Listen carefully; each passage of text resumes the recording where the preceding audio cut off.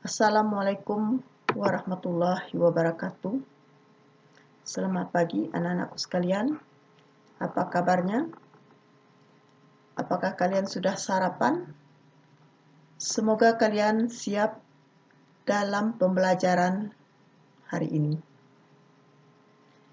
Pada kesempatan ini, kita akan membahas tentang perencanaan produksi massal. Pada pembelajaran sebelumnya, kamu sudah mengetahui tentang perencanaan dan produksi. Apa itu perencanaan? Perencanaan adalah serangkaian aktivitas untuk merancang strategi. Jadi, dalam melakukan sesuatu, kita harus merancang apa yang harus kita lakukan. Jadi, itu disebut dengan perencanaan. Sedangkan produksi adalah melakukan pembuatan suatu produk, barang atau jasa. Jadi perencanaan produksi adalah serangkaian aktivitas untuk merancang strategi produksi barang dan jasa, mulai dari memikirkan bentuk barang itu sendiri, ya bentuknya bagaimana, ukurannya bagaimana, besar atau kecil, jumlahnya bagaimana, seberapa, hingga jenis barang yang akan diproduksi. Jadi jenisnya juga seperti apa. Termasuk inovasi perubahan-perubahan dari barang tersebut dan pengembangan desainnya. Maka perencanaan produksi massal adalah sebuah rencana yang dilakukan sebelum memproduksi sebuah barang dalam jumlah besar-besaran.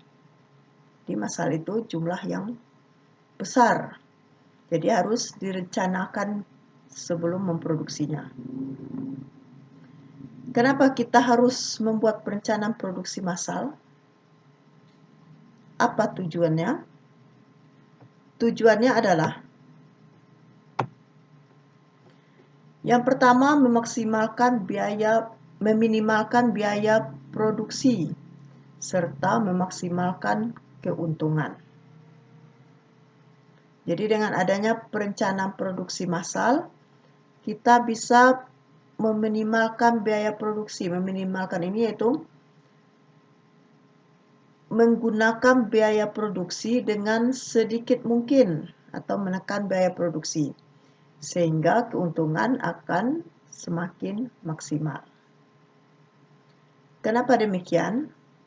Karena dengan adanya perencanaan produksi, dengan perencanaan yang lebih matang, dalam melakukan proses produksi, kita tidak akan menemui kendala-kendala yang besar, sehingga atau mungkin kendala itu sendiri tidak bisa dihindari. Jadi kesalahan-kesalahan dalam produksi bisa kita hindari sehingga kita bisa menekan biaya produksi sehingga keuntungan menjadi besar. Yang kedua, kita bisa memaksimalkan kepuasan pelanggan karena kita telah merencanakan produksi massal tersebut sedemikian rupa sehingga hasilnya bisa memuaskan pelanggan. Yang ketiga, kita bisa meminimalkan perubahan nilai produksi.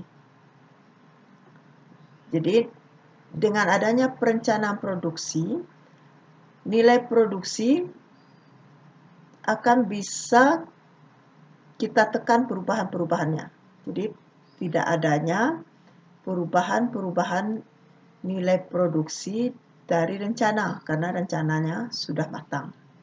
Begitu juga, karena nilai perubahannya bisa diminimalkan, kita juga bisa meminimalkan perubahan tenaga kerja. Yang kelima, kita bisa memaksimalkan perlengkapan dan inventaris pabrik yang ada. Jadi semua perlengkapan di pabrik atau perusahaan dan juga inventarisnya bisa kita pergunakan semaksimal mungkin. Jadi, itulah tentang perencanaan produksi massal dan tujuan perencanaan produksi massal.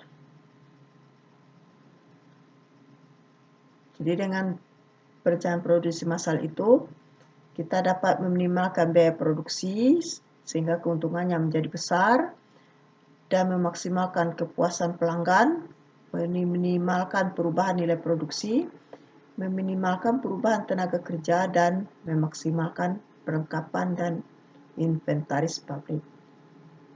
Demikianlah pembelajaran kita hari ini. Untuk pembelajaran selanjutnya, kita akan membahas fungsi perencanaan produksi massal pada pertemuan berikutnya. Untuk hari ini, Ibu cukupkan demikian. Ibu akhiri dengan mengucapkan wabillahi taufik wal hidayah. Wassalamualaikum warahmatullahi wabarakatuh.